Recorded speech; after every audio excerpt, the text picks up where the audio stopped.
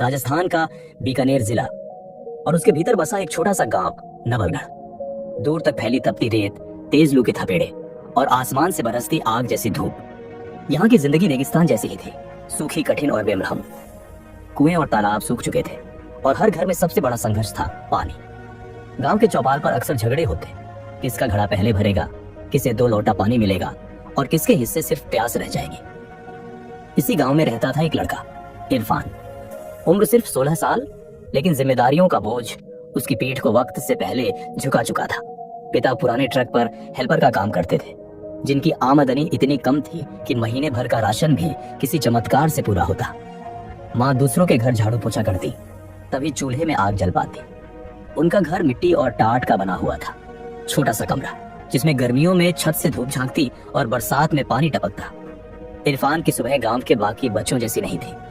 सुबह 4 बजे उठना, सिर पर खाली मटका रखना और 5 किलोमीटर दूर चल पड़ना। रास्ता ऐसा कि तपती रेत नंगे पैरों को जला देती, लेकिन पानी लाना जरूरी था। कई बार कुएं पर इतनी भीड़ होती कि घंटों लाइन में खड़ा रहना पड़ता, और जब तक घड़ा भरकर घर लौटता तब तक सूरज सिर पर चढ़ चुका होता। फिर माँ का हाथ बटाना, छोटे भाई बहनों को तैयार करना और खुद किसी तरह स्कूल पहुंचना। उसके पास सिर्फ एक ही यूनिफॉर्म थी, फटी हुई, जिसे रोज रात को धोकर सुबह पहनना पड़ता। पैरों में टूटी चप्पलें जिनसे चलते हुए मिट्टी झांक जाती। क्लास में बच्चे अक्सर उसका मजाक उड़ाते, अरे देखो ये गरीब इंजीनियर बनने चला है। कभी ताने, कभी हंसी, कभी अपमान, लेकिन इरफान इन सब से परे अपनी किताबों में डूबा रहता। उसके दिल में एक सपना था, कभी मैं अपने गांव का नाम रोशन करूंगा। यही सपना उसे टूटने नहीं देता था। उसकी सबसे बड़ी ताकत थे उसके अध्यापक शर्मा सर। एक दिन क्लास में उन्होंने कहा था, बच्चों, हालात इंसान को बदल देते हैं, लेकिन असली विजेता वही है जो हालात को बदल दे।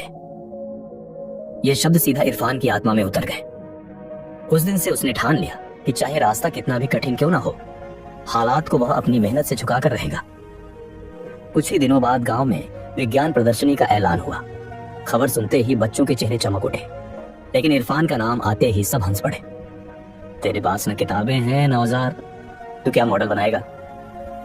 हंसी उड़ती रही, मगर इरफान चुप रहा। उसने सोचा, जिनके पास कुछ नहीं होता उनके पास सोच होती है, और वही सबसे बड़ी ताकत है। उसने गांव गांव से कबाड़ इकट्ठा किया, पुराने पाइप, टूटी बाल्टियां, खाली बोतलें, और अपनी बहन की खिलौना कार से निकाली छोटी सी मोटर। दिन रात मेहनत की, हाथों में छाले पड़ गए, लेकिन आखिरकार उसने बना डाला एक छोटा सा मॉडल, पानी बचाओ सिस्टम।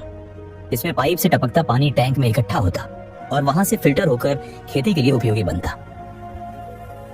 प्रदर्शनी के दिन बच्चों ने अपने अपने चमचमाते मॉडल लगाए, कहीं बिजली से चलने वाली कार, तो कहीं महंगे केमिकल्स वाले प्रयोग। भीड़ सब देख रही थी। और फिर आया इरफान का नंबर। उसका मॉडल भले ही साधारण दिख रहा था, लेकिन जब उसने समझाना शुरू किया, ये सिस्टम हमारे गांव जैसे इलाकों में हर बूंद बचा सकता है, तो पूरा हॉल चुप हो गया। जज ने पूछा, इतना शानदार आइडिया कहां से आया? इरफान ने सिर झुकाकर धीरे स्वर में कहा, ये मेरे गांव की जरूरत है, मैंने बस उसी से सोचा। उस पल उसके जीवन के अंधेरे में पहली बार उम्मीद की एक उजली किरण चमकी। गांव की प्रदर्शनी जीतने के बाद अब बारी थी शहर के स्कूल में होने वाले फाइनल की, लेकिन वहां तक पहुंचना आसान नहीं था। घर में तो रोज की रोटी के लाले थे, बस का किराया भी भारी लग रहा था। तब माँ ने अपनी छोटी सी चांदी की पायल और कान की बाली गिरवी रख दी। जब इरफान जाने लगा तो माँ ने उसके सिर पर हाथ रखते हुए कहा, बेटा, तू सिर्फ अपना नहीं, पूरे गांव का सपना लेकर जा रहा है। ये शब्द उसके दिल में आग की तरह धधकने लगे। पहली बार जब वह शहर पहुंचा तो आंखें फटी की फटी रह गई। ऊंची ऊंची इमारतें, सजी धजी सड़कें, एसी से ठंडे हॉल, और वहां इकट्ठा बड़े बड़े स्कूलों के बच्चे। सबके पास शानदार और महंगे मॉडल थे। किसी ने सोलर कार बनाई थी, किसी ने ड्रोन, किसी ने वाटर प्यूरिफिकेशन मशीन।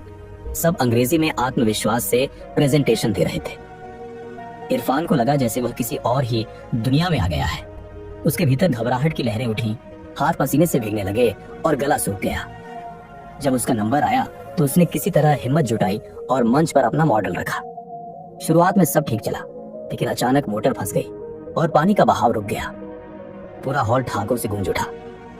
अरे, गांव का लड़का क्या जाने टेक्नोलॉजी क्या होती है। इरफान की आंखों में आंसू भर आए, दिल जैसे बैठने ही वाला था। उस पल उसे मां के आंसुओं से भरे चेहरे की याद आई। पिता की थकी हुई आंखों की, और शर्मा सर के वो शब्द, हालात इंसान को बदल देते हैं लेकिन विजेता वही है जो हालात को बदल दे। उसने हार मानने के बजाय हिम्मत दिखाई। मंच पर ही झुककर उसने मोटर खोला, उसमें फंसी मिट्टी को निकाला और फिर से जोड़ दिया। और फिर जैसे किसी चमत्कार ने साथ दिया हो, मॉडल चालू हो गया। पानी धीरे धीरे टैंक में जमा होने लगा और साफ होकर खेतों की ओर बहने लगा। पूरा हॉल तालियों की गड़गड़ाहट से गूंज उठा। वहां मौजूद हर आंख उसकी मेहनत और आत्मविश्वास देखकर दंग रह गई। नतीजे का ऐलान हुआ। इरफान का मॉडल दूसरे स्थान पर आया। उसके लिए यह जीत सोने से भी कीमती थी। इस उपलब्धि के साथ उसे स्कॉलरशिप मिली, आरटीयू कॉलेज में दाखिले का मौका और सरकार की ओर से सम्मान। जब वह गांव लौटा तो वही लोग जो कभी उसका मजाक उड़ाते थे अब उसकी मिसाल देने लगे। बच्चे उसकी ओर दौड़ते और कहते, इरफान भैया हमारे गांव का हीरो है। उस दिन उसने समझ लिया कि हार और जीत हर किसी के हिस्से आती है, लेकिन असली फर्क इस बात से पड़ता है कि आप हार के वक्त झुकते हो या लड़ते हो। कॉलेज पहुंचकर इरफान की दुनिया और बड़ी हो गई। उसने देखा कि उसके जैसे न जाने कितने बच्चे हैं जिनके सपने गरीबी और हालात में दब जाते हैं। कई बच्चे टैलेंटेड थे लेकिन किताबें खरीदने तक के पैसे नहीं थे। तभी उसने ठान लिया कि वह सिर्फ अपनी किस्मत नहीं बदलेगा बल्कि औरों का सहारा भी बनेगा।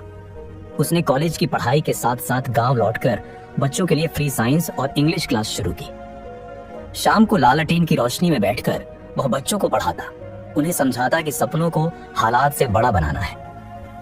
धीरे धीरे उसकी मेहनत और सोच पूरे इलाके में चर्चा का विषय बन गई। अखबारों में उसके काम की खबरें छपने लगी, टीवी चैनल्स पर उसका इंटरव्यू आने लगा।